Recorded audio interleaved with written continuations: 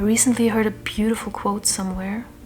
Don't remember where it was exactly, but it goes something like this. If life was about the destination, not about the journey, it wouldn't be called life, it would be called death. That's a great quote. Yeah. Also, a sweet friend of mine sent me this. And I don't know what you're seeing, but the first word that I saw was own. O-W-N. And I think that's kind of funny because I thought, like, with everything that's been going on in my life, like with all the losses, I thought that if there's anything the universe is trying to tell me, it's to let go. But obviously synchronicity is telling me to own. Yeah. You know, I made this place my own. I moved here almost 5 years ago with the father of my child, with my son. Yeah, we've been together for over 16 years. Got together when he was 19 and I was 24, so yeah, it's been a long time. And 1.5 years ago, he ended the relationship. Pretty unexpectedly for me. And we're still good friends, but it was incredibly hard for me and still is. And also, shortly before that, I almost lost both of my parents. I sometimes forget that. And this year, I lost my sister, as some of you might know. And on top of that, I've been going through some severe heartbreak. Yeah. I thought I found my new soulmate, and I probably did. But I also have to let go of that. So yeah, there's just been a lot of letting go going on in my life lately. And I know I'm not alone in that. I know that from some of you. Yeah. You know, this place here always used to give me a sense of stability and grounding and belonging, and it still does. Just because I made it my own and I created my safe space here.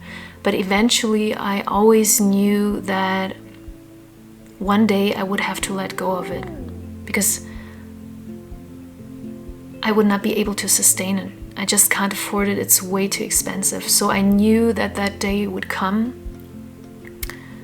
Yeah, and now it's coming sooner than expected. It won't be tomorrow, but pretty soon. Next year for sure. So, yeah, I'm very sad, to be honest. I got very attached to this place. And you know, there's this saying that you can't own anything or anyone, so it's better not to get attached to things or to people, because they can be taken away from you at any given time. So it's better not to get attached to people or to things, right? I don't really mean that. You know what I mean? What I mean is that there's actually another meaning to own. It depends on your perspective. I mean, you can say that you can't own anything, but you can also say you can't lose anything or anyone who you're truly connected to, who you truly love. And you know, the older I get, the more I realize that it is not about the things or the incarnations, the vessels, you know, but it is about the energy behind it. And that is something no one and nothing can take away from you. And from that perspective, owning is less about possessing, but more about being. I mean, I could ask myself, do I own this apartment? Do I own this place? I didn't buy it. Someone else bought it. So technically I could say no, I don't own it. But I could also ask myself, Do I own the energy of this place? Heck yeah, I do. And will I be able to recreate it and to take it with me to another place? Heck yeah, I will. I'm not saying that I'm not sad. I'm crying so much. There's a lot of memories here.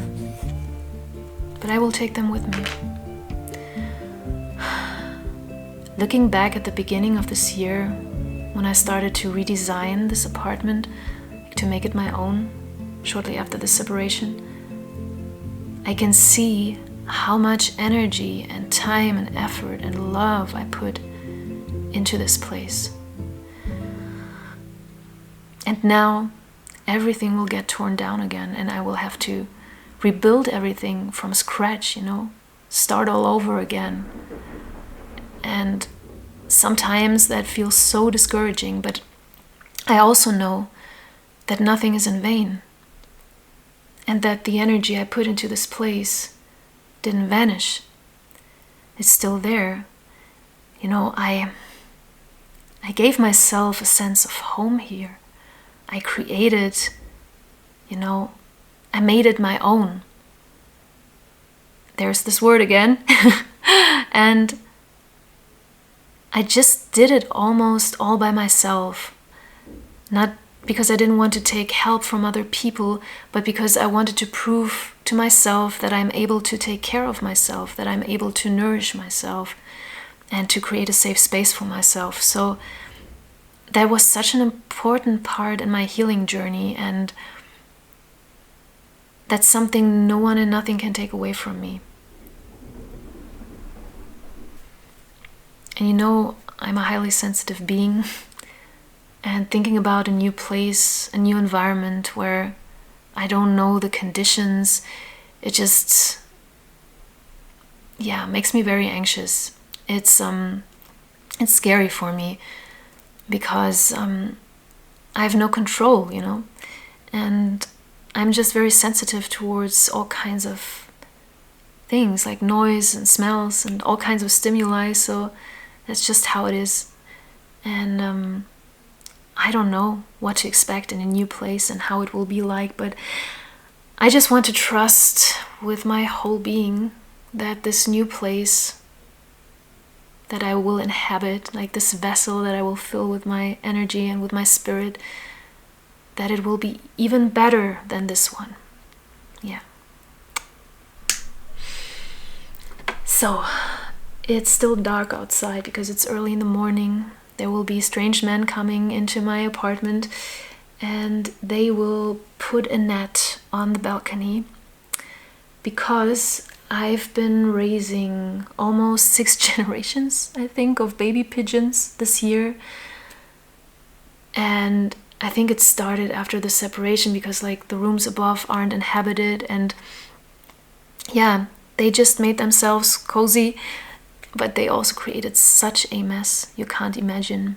So the problem really needs to be solved now, but they're old enough, luckily, to, they all can fly and can find a new home now as well. And I'm just still trying to figure out what life is trying to teach me with this pigeon topic, but I have a slight idea.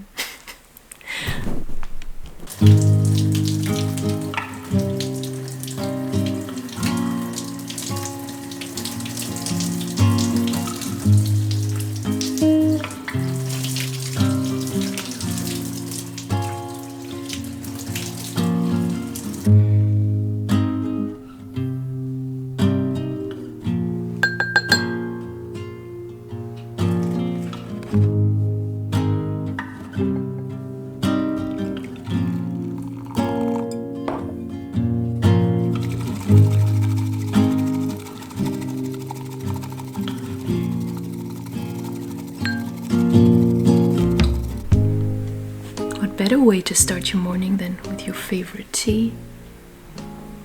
And with an Andre Gibson poem.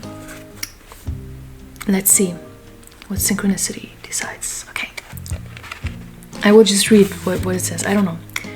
Like Pac-Man, she swallows my ghosts. Okay. And also autumn. Autumn is the hardest season. The leaves are falling like they're falling in love with the ground.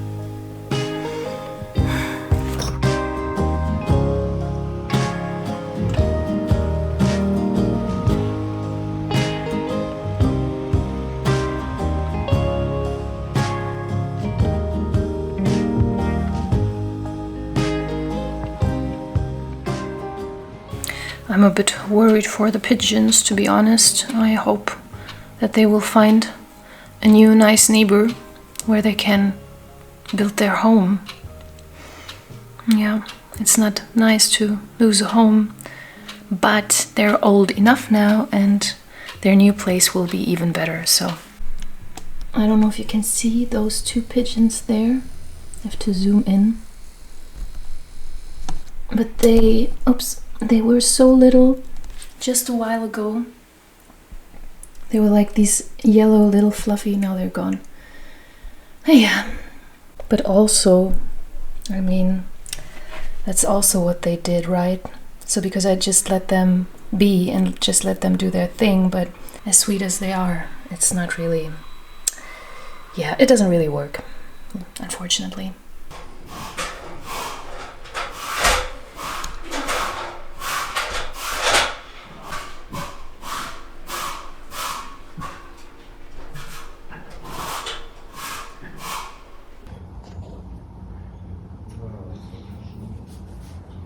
The end of an era, the pigeon era. And I know it's not really beautiful, but it was necessary, and I'm going to move out here anyway, so.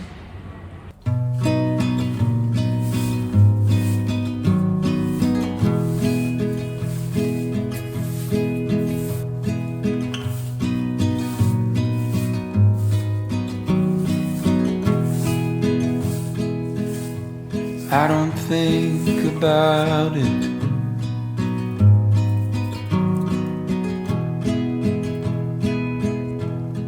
About you leaving me.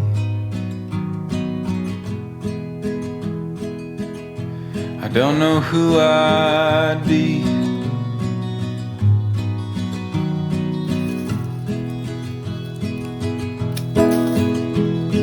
with everything we built just turned to broken leaves. I don't think about it.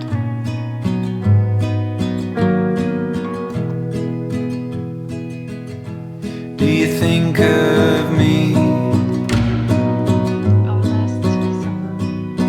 Oh my god. Walking out that door.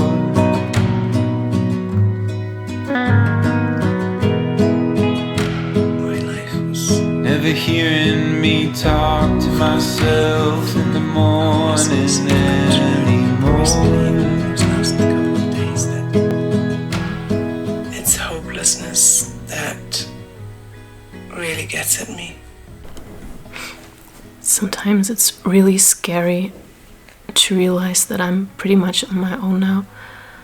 Just sometimes thinking of how things will continue. But all of that kind of thinking of being on your own, I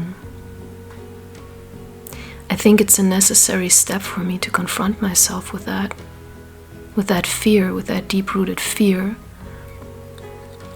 Because I'm just at a point right now where I realize that I've been pretty much numbing myself with heartbreak after I lost my sister.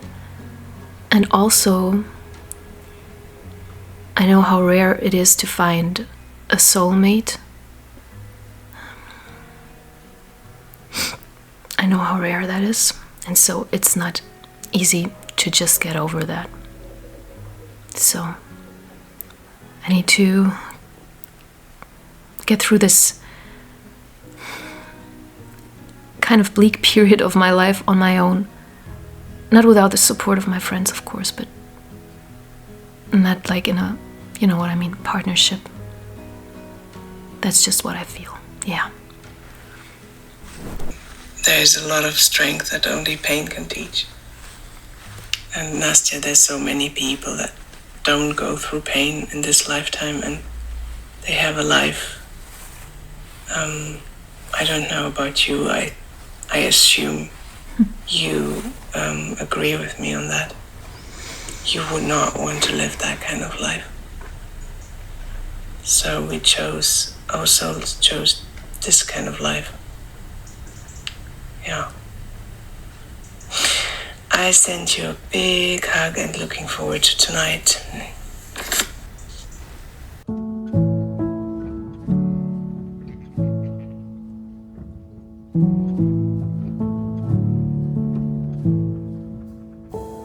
I'm hushing the dog on the chain. I'm running up stones on the edge of the bank. Rally the troops for another refrain. I sing this softly to myself. I sing this softly to myself.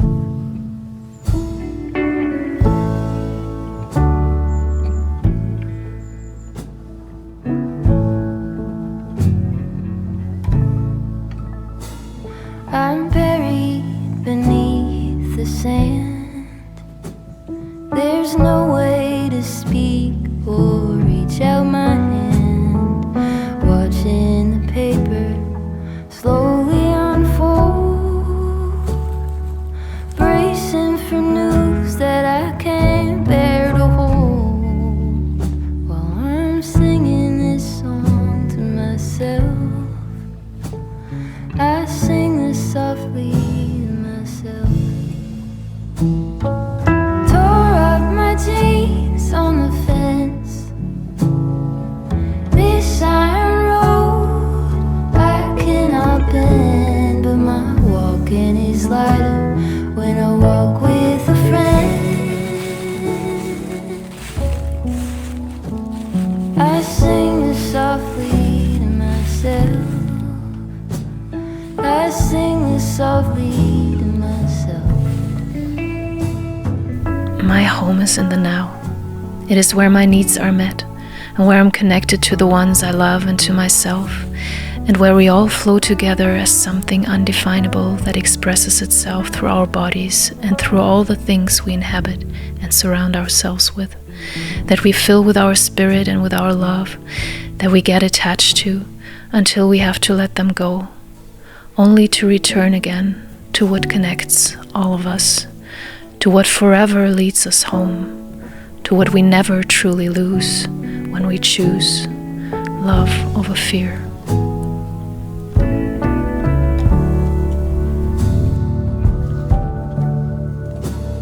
I'm waking up early again, sitting alone and listening in. There is no separation from you in the end. I sing this softly to myself. I sing this softly to myself.